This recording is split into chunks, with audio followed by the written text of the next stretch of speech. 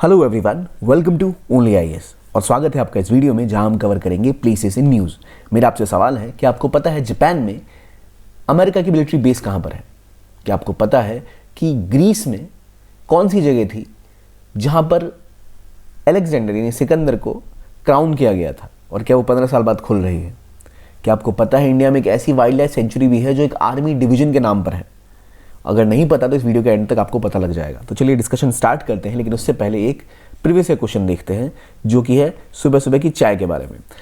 ये स्टेट्स के बारे में 2022 में पूछा गया था। 4 स्टेट्स दिए गए थे, आंध्र प्रदेश, केरला, हिमाचल प्रदेश, त्रिपुरा। इनमें से कौन से टी प्रोड्यूसिंग स्टेट्स हैं इसके बारे में पूछा गया था। आमतौर पर अगर हम टी प्रोडक्शन की बात करें तो हम इसको अपनी इकोनॉमी ज्योग्राफी में पढ़ते ही पढ़ते हैं। तो आप मुझे बताइए इसका आंसर क्या है। मैं इसको अभी आपके लिए छोड़ रहा हूँ, आप मुझे इसका आंसर बताइए कमेंट सेक्शन में। दूसरा, आपको इस राज्य दिख रहे हैं देश सूडान, मोजम्बिक, तंजानिया, युगांडा। इनको आपको नॉर्थ टू साउथ सीक्वेंस में लगाना है। नॉर्थ ऊपर होता है, साउथ नीचे होता है, तो आपको इस सीक्वेंस में बताना है ऊपर पहले कौन सी कंट्री है, फिर कौन सी कंट्री है, फिर कौन सी कंट्री है। आई होप आपको ये पता होगा। अफ्रीका की कंट्रीज़ हैं और बहुत रेलेवेंट है। तो एक बार एक मैप देखते हैं पहले। देखिए मैप है, ये अफ्रीका का मैप है। यहाँ आपको कंट्रीज लिस्ट में दिख जाएंगी नॉर्थ टू साउथ। तो मैं चाहता हूँ कि पहले आप इमेजिन करें कि अफ्रीका में कहाँ पे कौन सी लोकेटेड है कंट्री। आपको या अगर आपको रेफरेंस लेना है तो सोचिए नाइल रिवर कहाँ से बहती है। आप सोचिए कौन सी कंट्री का आइलैंड है, कौन सी कंट्री सेंट्रल अफ्रीका में है। ये सब करेंगे तो आपको सही सीक्वेंस दिख जाएगा। लेकिन इंपॉर्टेंट ये है कि आप उसको लिखिए कमेंट में, फिर इस मैप को देखिए और चेक करिए आपका सीक्वेंस सही है या नहीं। प्लस गल्फ ऑफ गिनी के आसपास कौन कौन सी कंट्री है, आपका रेड सी के आसपास कौन सी कंट्रीज़ हैं, मेडागास्कर के आसपास कौन सी कंट्री हैं, केप ऑफ गुड होप के पास कौन कौन सी कंट्रीज़ हैं। ये चीज़ें भी आपको याद होनी चाहिए। तो वर्ल्ड मैप को हमें इस तरह देखना है कि हम चीज़ों को रिवाइज कर पाएँ। अब आते हैं पहले क्वेश्चन की तरफ, जो प्रीवियस क्वेश्चन था कि इनमें से कितनी स्टेट हैं जो टी प्रोड्यूसिंग है। देखिए सही आंसर इसका है ओनली 3 स्टेट्स। मैं पहले बता दूं, कई जगह हो सकता है आपको ऐसा देखने को मिले उन्होंने ऑल 4 लिखा हो, लेकिन अगर हम टी बोर्ड के वेबसाइट को जाएं तो जहां टी प्रोडक्शन थोड़ा बहुत होता है वो है त्रिपुरा। हमें पता है कि केरला में बहुत सारा टी प्रोडक्शन होता है, कांगड़ा के रीजन हिमाचल में भी टी प्रोडक्शन होता है। आंध्र प्रदेश का हमें ऐसा कोई सोर्स नहीं मिलता जहां पर टी प्रोडक्शन होता हो, इसलिए ये इसका आंसर नहीं है, कि गलत स्टेटमेंट हो जाती है। लेकिन इस पर थोड़ा सा विवाद है। तो इंपॉर्टेंट ये है कि जब भी आप ज्योग्राफी, एग्रीकल्चर, इकोनॉमिक्स पढ़ रहे हैं तो जो क्रॉप प्रोड्यूसिंग एरियाज़ हैं उन एरियाज़ को ध्यान से पढ़िए कि वहाँ पर कहाँ कहाँ किसको आपका प्रोडक्शन हो रहा है। और अगर कोई ऐसी जगह है जो जनरली वहाँ पर प्रोडक्शन ना होता उस चीज़ का, तो उसका हमेशा ध्यान रखिए। अच्छा, ये इलाका जहाँ जनरली नहीं होता है प्रोडक्शन, लेकिन ये एक क्रॉप यहाँ प्रोड्यूस हो रही है, इसका मतलब ये हमें पता होना चाहिए। ठीक है, नॉर्थ टू साउथ आपको पता लग ही गया होगा। अब एक आपके लिए प्रोग्राम लॉन्च किया हमने, एक जो स्टूडेंट्स प्रीलिम्स देने वाले हैं उनके लिए बहुत इंपॉर्टेंट है क्विक रिवीजन। क्विक रिवीजन कैसे होगा? एक कंसोलिडेटेड एक साथ एक सोर्स चाहिए होता है। मान लो मॉडर्न हिस्ट्री का हो गया या फिर सोसाइटी का हो गया, मेडिवल इंडिया का हो गया। तो इसके लिए पहले भी उड़ान आती थी, अब रिसेंट एक और अपडेटेड उड़ान आई है इस प्रीलिम्स को ध्यान में रखते हुए, जो आपको ऑनलाइन भी मिल जाएगी। बेहतरीन तरीके से इसमें हमने कंपाइल किया इन्फॉर्मेशन को सही तरीके से, जो आपको पढ़ें और आपको बार बार 5-6 किताबों को रेफर ना करना पड़े। क्विक रिवीजन के लिए बेहतरीन किताबें हैं आपको उपलब्ध हर सब्जेक्ट में। आप इसको 15 जनवरी से डाउनलोड कर सकते हैं। PDF भी लिंक आपको कमेंट में मिल जाएगा, इस वीडियो के, या फिर डिस्क्रिप्शन बॉक्स में मिल जाएगा। इसके अलावा आप चाहे तो इसे खरीद भी सकते हैं। ये प्रीलिम्स वाला की स्टैटिक उड़ान बुकलेट्स हैं। स्टैटिक यानी जो कंटेंट, जो किताबें हम पढ़ते हैं जनरली हिस्ट्री होगी, पॉलिटी होगी, उसके लिए बाकी करंट अफेयर्स तो आपको मिलता ही मिलता है। तो ये आप चाहे तो डाउनलोड कर सकते हैं। आपकी नॉलेज को और आपकी प्रिपरेशन को बहुत बूस्ट करेगा ये बुकलेट्स। ठीक है, आइए अब शुरू करते हैं हम आज की डिस्कशन। सबसे पहले एक ऐसी वाइल्ड लाइफ सेंचुरी कहीं पर है जहाँ पर जिसका नाम एक आर्मी के डिवीजन के ऊपर रखा गया, क्योंकि वहाँ पर जो ट्राइबल पॉपुलेशन है और जो आर्म फोर्सेस उनके बीच में ऐसा समन्वय बैठा, ऐसी कोऑर्डिनेशन बैठी, इतना अच्छा उन लोगों ने मिलकर काम किया, तो उसका नाम है eagle nest wild life sanctuary. Eagle nest wild life sanctuary कहाँ है? नक्शे से पता चल रहा है आपको, अरुणाचल प्रदेश में। इसके अलावा वहाँ मॉलिंग और नामधापा भी है, लेकिन ईगल नेस्ट को अक्सर हम इग्नोर कर देते हैं। तो ईगल नेस्ट बहुत इंपॉर्टेंट है। पहला, कहाँ लोकेटेड है, लोकेशन, प्लस क्या इसका नाम है, तो आर्मी के डिवीजन में इसका नाम है। अलॉन्ग विद दैट यहाँ एक स्पेशल चिड़िया मिलती है, बुगुन ल्यूचला। ये बुगुन ल्यूचला एक ऐसी स्पीसीज है जिसको नए स्पीसीज की तरह बताया गया था 2006 में। असल में 1995 में पहली बार आइडेंटिफाई की गई, तो केवल ये यहीं पर मिलती है, विच इज़ बुगुन ल्यूचला। ये अगर आपको ऐसी चिड़ियाँ दिखे तो ये आपको केवल अरुणाचल प्रदेश के eagle nest wild life sanctuary में ही देखने को मिलेगी। Eagle nest wild life sanctuary कहाँ है? अरुणाचल प्रदेश में। हमने जान लिया, न्यूज़ में था ये। अगले टॉपिक पे आते हैं। ईगल नेस्ट के डायरेक्शन को देख लीजिए कहाँ पर है, ये रहा। तो यहाँ काफ़ी प्रिस्टीन बर्ड्स भी देखने को हमें मिलती हैं। चाइना के साथ विवाद है अरुणाचल का, हमें पता ही है। अरुणाचल को पूरा का पूरा क्लेम करता है चाइना कि भाई हमारा ही राज्य है। खासतौर पे तवांग को उनका क्लेम है कि वो उनका हिस्सा है, जो कि बहुत ही इलीगल और गलत उनका पर्सपेक्टिव है। और इंडिया ऑब्वियसली यहाँ के लोग अपने आप को इंडियन मानते हैं, इंडिया का पार्ट है। और इसकी ज्योग्राफी बहुत रेलेवेंट है क्योंकि यहाँ पर ब्रह्मपुत्रा बहती है। ब्रह्मपुत्रा का मैक्सिमम जो वाटर है इसी रीजन में बारिश का थ्रू अरुणाचल के एरिया में काफ़ी वाटर इसमें ऐड होता है। तो बहुत इंपॉर्टेंट है वाटर सेफ्टी के लिए भी, हमारी वाटर सिक्योरिटी के लिए भी अरुणाचल प्रदेश। बाकी हमारी ज़मीन है और यहाँ की हमने eagle nest wild life sanctuary के बारे में जाना। आगे बढ़ते हैं और बात करते हैं, एक एक्सपीडिशन अंटार्कटिका में इंडिया का गया था, उसमें साइंटिस्ट जुड़े हैं मॉरिशस से और बांग्लादेश से। अब बांग्लादेश कहाँ है हमें पता है, इंडिया के मैप में यहाँ आपको बांग्लादेश देखने को मिलता है। पहले पाकिस्तान था, फिर बांग्लादेश आज़ाद हुआ, बांग्लादेश बना। अब पोलर रिसर्च में इंडिया ने इनके साइंटिस्टों को अपने एक्सपीडिशन में वेलकम किया है क्योंकि इंडिया ऑलरेडी बहुत सारे कोलैबोरेशन करता है रिसर्च के क्षेत्र में, तो बांग्लादेश और कोलैबोरेशन दोनों को ऐड किया गया है इसमें। तो पहली बात, मॉरिशस कहाँ लोकेटेड है। अभी हम बांग्लादेश को इग्नोर करेंगे कि बांग्लादेश आई गेस आपको लोकेशन पता है, हमने बार बार पिछले महीने भी की है उसको डिस्कस। ये रहा मॉरिशस। मॉरिशस कहाँ, बिल्कुल अफ्रीका के किनारे में एक छोटा सा आइलैंड है। यानी आपको नॉर्मली जब आप मैप देखते हो तो ये रहा इंडिया, यहाँ आपको मेडागास्कर दिखता ही दिखता है, और मेडागास्कर के बिल्कुल राइट साइड में एक छोटा सा आइलैंड है, वो है मॉरिशस। मॉरिशस की खास बात यह है यहाँ पर बहुत सारी इंडियन ओरिजिन पॉपुलेशन है। भारत के बहुत से लोग यहाँ रहते हैं। क्यों? क्योंकि यहाँ के प्राइम मिनिस्टर असल में इंडियन मूल के ही थे। बिहार, उड़ीसा, झारखंड से बहुत से लोग पहले काम करने इनको यहाँ लाया गया था। डेंचर्ड एग्रीकल्चर या डेंचर्ड लेबर जिसे हम कहते हैं, उनको लाया गया था शिप से यहाँ काम करने के लिए। बाद में वो प्रवासी भारतीय यहीं बस गए और वो अब इस आइलैंड का एक बड़ा ही महत्वपूर्ण हिस्सा बन चुके हैं। मॉरिशस भारत के लिए आज एक बहुत इंपॉर्टेंट कंट्री है क्योंकि वो आपको इंडियन ओशन के इस रीजन में स्ट्रैटेजिक प्रेजेंस प्रोवाइड कर सकती है। यहाँ से भारत इस रीजन की सिक्योरिटी के ऊपर और काम कर सकता है। भारत के साथ बहुत अच्छे संबंध मॉरिशस के हैं और एक बहुत खूबसूरत आइलैंड कंट्री है ये। तो कहाँ पर है? मेडागास्कर के ठीक राइट में। जब हम ये देख ही रहे हैं तो अब गौर करिए इस आसपास कौन सी कंट्रीज हैं जहाँ पर आपको जो हमने भी ऊपर भी देखा था, तंजानिया दिख रही है, कहाँ है ऊपर? ये कौन सी कंट्री? क्या ये सूडान है? मुझे बताइए, ये इजिप्ट है?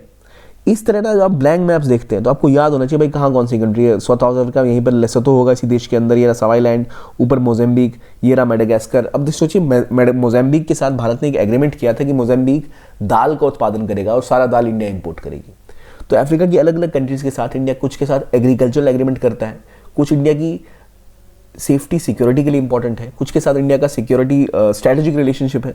स्ट्रैटेजिक मतलब होता है जहाँ रिलेशनशिप में सिक्योरिटी का एस्पेक्ट भी हो, तो उसे कहते हैं स्ट्रैटेजिक रिलेशनशिप। तो भारत ऑलरेडी मॉरिशस, मोज़ेम्बिक के साथ ऐसे संबंध भी डेवलप कर रहा है। और इंडिया इंडियन ओशन की little country, Indian ocean region में ऑलरेडी काफ़ी ज़्यादा फोकस कर रहा है अपने सागर मिशन के साथ। Security and growth for all in the region Bharat का मिशन है ताकि ये पूरा रीजन जो ओशन का रीजन है वो सेफ और सिक्योर रहे सबके लिए। तो मॉरिशस की बात की, इनके भी जो साइंटिस्ट हैं वो इंडिया के साथ ऐड ऑन हुए जो हमारा एक्सपीडिशन है वहाँ की ओर। तो कहाँ लोकेटेड है मॉरिशस? आपको दिख गया, राजधानी पोर्ट लुइस है इसकी। ये इसका ध्वज कहाँ पर है? मोज़ेम्बिक के जस्ट मोज़ेम्बिक मेडागास्कर उसके जस्ट राइट साइड में आपको छोटा सा आइलैंड दिखता है, वो है आपका मॉरिशस। ठीक है, अब अगला टॉपिक है कृष्णा गोदावरी बेसिन। कृष्णा गोदावरी बेसिन में रिसेंटली क्या हुआ कि जो ऑयल डिस्कवरी हुई थी उसके ऊपर ONGC ने और सारा काम करना शुरू किया। तो ऑयल और गैस का प्रोडक्शन वहाँ से होगा और ज़्यादा। तो भारत के लिए पहली बात क्या होगा, हमारा एक्सपोर्ट का इंपोर्ट का बिल घटेगा। अगर हमारा ऑयल और ज़्यादा प्रोड्यूस यहाँ से होता है तो हमें वो और ऑयल बाहर से लेना नहीं पड़ेगा, जो भारत के लिए बहुत इंपॉर्टेंट खोज है। तो पहली बात, कहाँ पर है कृष्णा गोदावरी बेसिन? तो यहाँ आपको दिखता है कृष्णा गोदावरी बेसिन। ठीक, इस रीजन में ऑयल की भी डिस्कवरी हुई थी। इसके अलावा आस पर आप देखें तो पलार पेनार रिवर और आपको कावेरी का जो बेसिन है वो दिखता है। तो इससे ध्यान रखिए कि अलग अलग बेसिन कौन कौन से हैं। प्रणहिता गोदावरी, कृष्णा गोदावरी, पलार पेनार, कावेरी। पलार पेनार कहाँ है? रिवर्स, किस रीजन में बहती है इसका आइडिया आपको लग जाएगा। ठीक है, अभी देखिए गोदावरी बेसिन कहाँ पर है। ये रीजन आपको बे ऑफ बंगाल में ज़्यादा दिखेगा। देखिए ईस्ट गोदावरी, वेस्ट गोदावरी, कृष्णा, गुंटूर, परक्कम, नेलोरे, ये आपको इंपॉर्टेंट डिस्ट्रिक्ट है आंध्र प्रदेश के। उसके नीचे आपको तमिलनाडु दिखता है। तो अगर आप इस तरह से प्रिपेयर करें, अंडमान निकोबार यहाँ क्लोज बाय है, तो हमें कोशिश ये करनी है कि हम जब मैप्स को इस तरह देखें तो हमें ताकि याद रह पाए कृष्णा गोदावरी बेसिन कहाँ पर है, क्यों रेलेवेंट है। अब यहीं पर अगर आप देखें तो यहाँ आप मुझे बता सकते हैं कि इस रीजन में विशाखापट्टनम कहाँ पर है।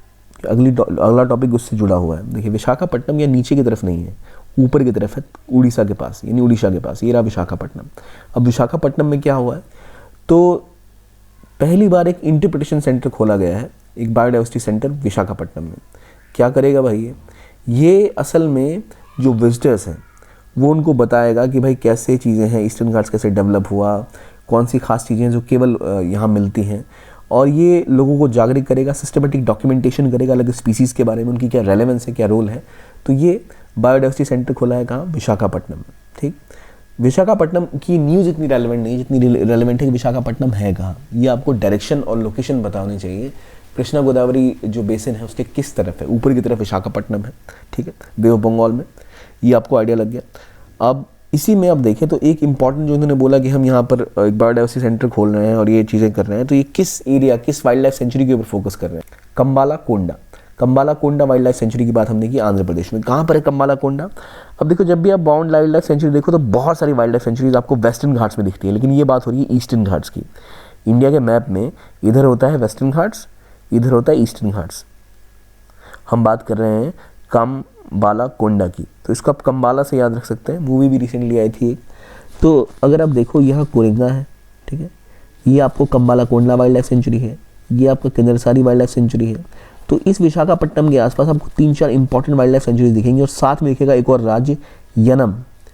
यनम कहाँ, पुदुचेरी का पार्ट है, काकिंदा, यनम, इसके ऊपर किन्नरसानी और कंबाला कोंडा। तो कंबाला नाम की एक मूवी भी आई थी शायद, तो कंबाला कोंडा, किन्नरसानी, कोरेंगा, ये इंपॉर्टेंट वाइल्ड लाइफ सेंचुरी इस एरिया में आपको देखने को मिलती है विशाखापट्टनम के पास। तो इसी के पास ये पर एक इंटरप्रिटेशन सेंटर की बात हुई है जो ऑपरेशनल हो गया है। कहाँ पर? आंध्र प्रदेश में।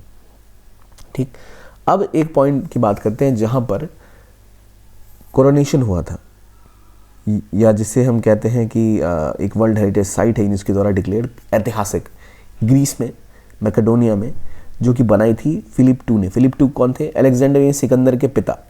तो उस जगह का नाम था ईगाई, जिसे आज वर्जीना कहते हैं। ये अभी हाल ही में खोला गया 15 साल के बाद। तो यही वो जगह है जहाँ पे अलेक्जेंडर को क्राउन किया गया था 336 BC में। तो कहाँ पर है ये, मैप ज़रा देख लें। ईगाई क्या है और वर्गीना क्या है, इसका नया नाम वर्गीना है। यहीं पर ही असल में अलेक्जेंडर को क्राउन किया गया था, उनको उनकी जो बादशाह थी वो मिली थी। अब ज़रा देखिए कहाँ पर लोकेटेड है ये। तो ये रहा वर्गीना, जिसे ईगाई भी कहते हैं। कहाँ है? तो ग्रीस में। अब ग्रीस के आसपास कौन सी कंट्री आपको दिख रही है? अल्बानिया दिख रही है, एथेंस इसकी राजधानी है, यहाँ ईगन सी है, यहाँ पर आयोनियन सी है। तो आयोनियन सी और ईगन सी के बीच में कौन सी कंट्री है? ग्रीस। और ग्रीस के ऊपर क्या है? अल्बानिया। अब ग्रीस में ही वो जगह का नाम क्या है? ईगाई। और उस जगह जहाँ वो लोकेटेड है ईगाई, उसका नाम है वर्गीना या वर्जीना भी इसे कहते हैं। अब मैकेडोनिया तो वैसा रहा नहीं, नॉर्थ मैकेडोनिया का रिपब्लिक इसके ठीक ऊपर है, इसके साथ में बल्गेरिया है। ये है आपका ग्रीस का नॉर्मल सा मैप। अब ग्रीस और टर्की में कितना डिस्टेंस है, कोई बता सकता है मुझे? ग्रीस और टर्की के संबंध कैसे हैं? बहुत बुरे हैं। तो भारत ग्रीस से संबंध बढ़ा रहा है, तो टर्की को बहुत दुख हो रहा है। तो इसलिए इस रीजन में ईगन सी, आयोनियन सी के आसपास आपको ज्योग्राफी पता होनी चाहिए। तो इस रीजन में अगर हम गौर करें, वर्गीना की बात की, ईगाई की हमने बात की, जो इस रीजन की बात करें, एक मैप अगर हम देखें जहाँ लोकेटेड है, तो आपको ऐसा दिखेगा।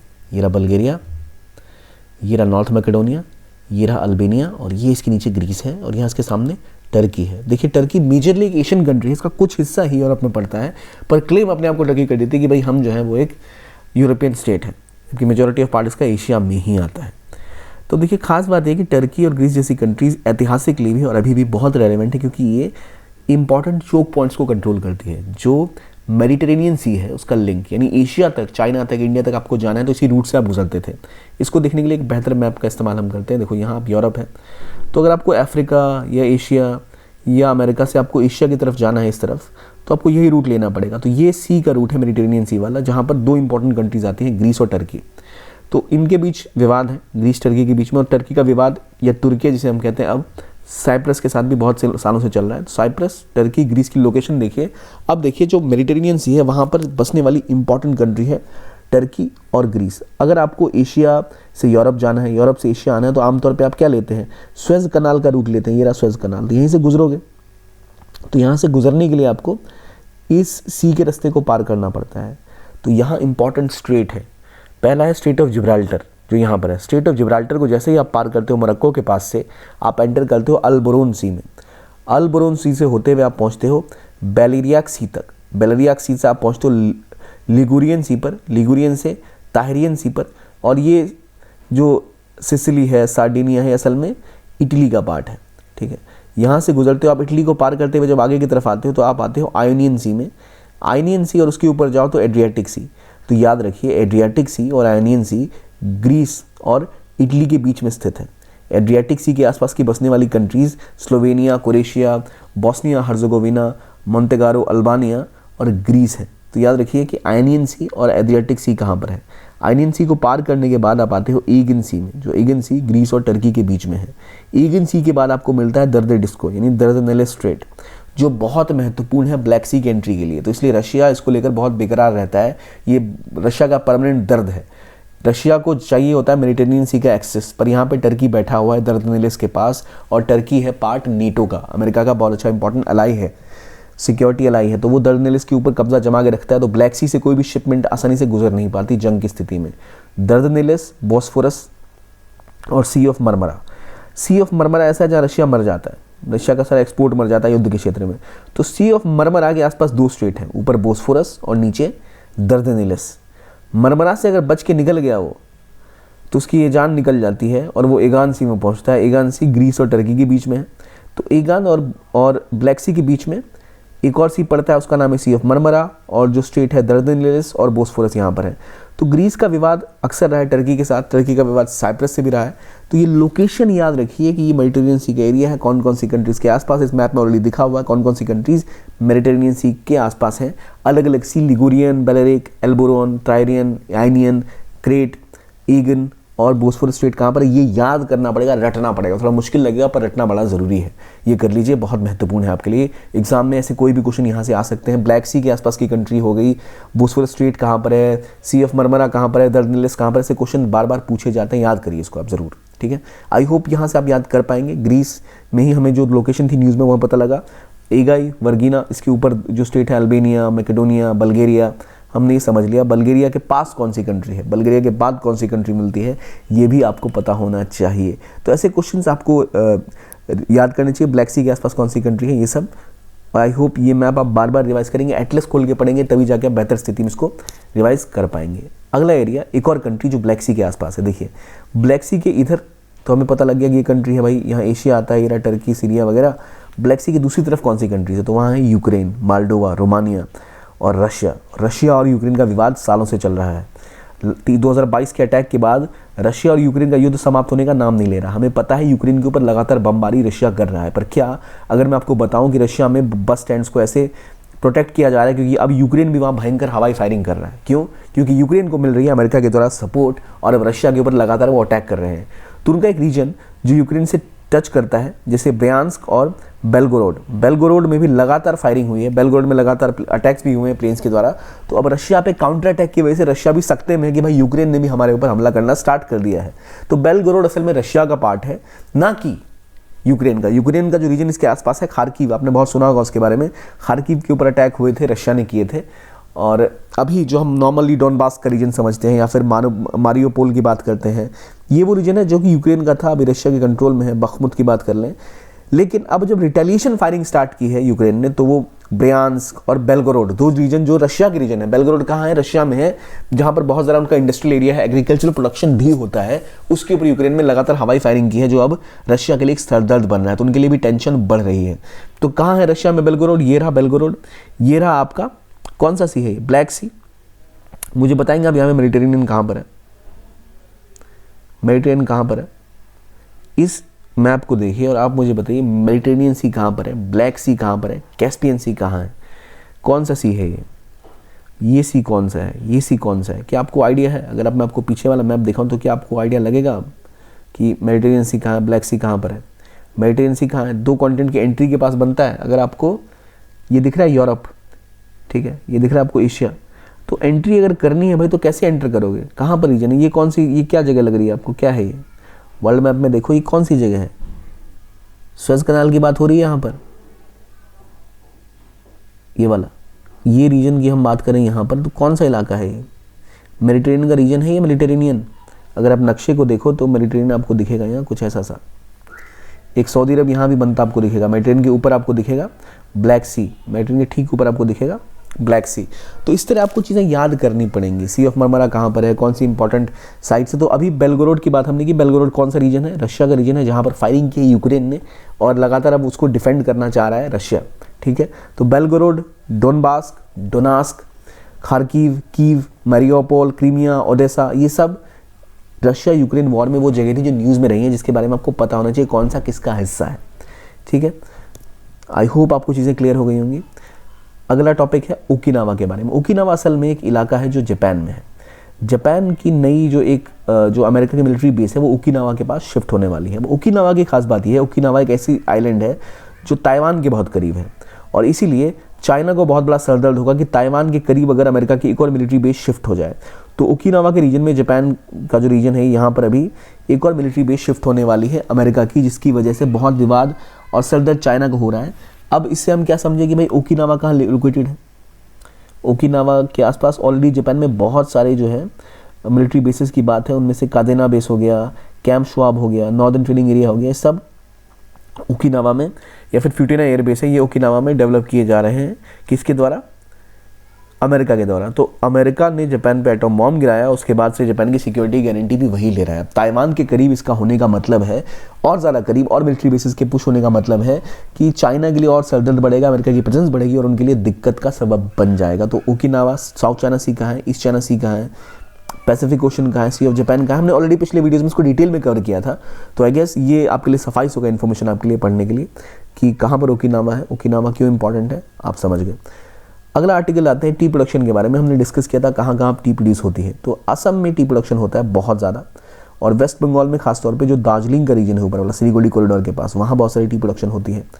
फिर केरला में होता है, तमिलनाडु, कर्नाटका, लेकिन आंध्रा का नाम नहीं आता। लेकिन एक रीजन ऐसा है जो कई जगह इग्नोर कर दिया जाता है कई मैप्स में, वो है हिमाचल का रीजन, जहाँ पर टी प्रोडक्शन थोड़ा बहुत होता है। और केवल इतना ही नहीं, त्रिपुरा के कुछ रीजन में भी यहाँ पर टी प्रोडक्शन देखा जाता है। इसलिए उस आंसर का मैंने उत्तर जब आपको दिया था तो उसमें त्रिपुरा और हिमाचल प्रदेश का आंसर आता है। अगर आप देखो कांगड़ा का रीजन, यहाँ पर टी प्रोडक्शन होती है। दार्जिलिंग में तो सबसे फेमस चाय डेवलप होती है, द्वार के रीजन में होती है, असम में, मुन्नार में, नीलगिरी में, तमिलनाडु और कर्नाटका और केरला में भी चाय का प्रोडक्शन होता है, जिसमें सबसे हाईएस्ट क्वालिटी होती है दार्जिलिंग टी की। ज़रूर जाइए, बहुत खूबसूरत जगह है। लेकिन जब हम जगहों की हम बात कर रहे हैं तो हमें ये याद रखना चाहिए कि टी इंडस्ट्री एक डाउन टर्न फेस कर रही है। टी इंडस्ट्री इंडिया में कम्पीट करती थी श्रीलंका के साथ, लेकिन अब इंडिया में टी प्रोडक्शन थोड़ा घटता हुआ दिख रहा है, क्योंकि चाय झाड़ियों से उगती है, बुशेस से उगती है, वो अब थोड़ी पुरानी हो गई हैं, अंग्रेज़ों के ज़माने से चली आ रही है। उनको अब रिन्यू करने की ज़रूरत है, उनमें और निवेश और रिसर्च करने की ज़रूरत है, और वहाँ टेक्नोलॉजी को बढ़ावा देने की ज़रूरत है। वरना हमारा प्रोडक्शन चाय घटता चला जाएगा, और जो हमारे लिए एक बहुत इंपॉर्टेंट सोर्स ऑफ एक्सपोर्ट है वो कम हो जाएगा। टी प्रोडक्शन के लिए जो रीजन है इस मैप में आपको दिख रहे होंगे, हिमाचल का रीजन आ गया, या फिर आपको असम और वेस्ट बंगाल में टी प्रोडक्शन काफ़ी ज़्यादा मात्रा में होता है, हाईएस्ट क्वालिटी की टी यहाँ मिलती है। इस तरह के मैप्स के थ्रू आपको मेजर क्रॉप प्रोडक्शन जहाँ जहाँ हो रहा है उसको रिवाइज करना बहुत ज़रूरी है। प्लस अगर आप ऐसा कंटेंट चाहते हैं और डाउनलोड करना और चाहते हैं ऐसी और PDF PPTs आपको मिले, तो उसके लिए आप हमारा टेलीग्राम चैनल ज्वाइन कर सकते हैं, PW ओनली आईएएस ऑफिशियल। आप यहाँ से सारा कंटेंट डाउनलोड कर सकते हैं आराम से। इसके अलावा जो आपको बताया उड़ान के बारे में मैंने, उसका भी आपको लिंक मिल जाएगा। 15 जनवरी से ऑनलाइन है वो, आप इसको ऑफलाइन भी खरीद सकते हैं, PDF ले सकते हैं और अपनी प्रिपरेशन को एक नई उड़ान दे सकते हैं। इस तरह का हर कंटेंट आपको इस चैनल पर मिल जाएगा। मैं आपको सजेस्ट करूँगा कि एक ब्लैंक मैप आप यूज़ करें और उसमें जो भी प्लेसेस इन न्यूज़ हम डिस्कस करते हैं उसको आइडेंटिफाई करें। ये आपकी प्रिपरेशन को बहुत ज़्यादा स्ट्रॉन्ग बनाएगा और आपसे कोई क्वेश्चन मिस नहीं होगा। तो इस वीडियो के लिए इतना ही। देखने के लिए बहुत बहुत धन्यवाद। Keep on watching only IAS and have a nice day.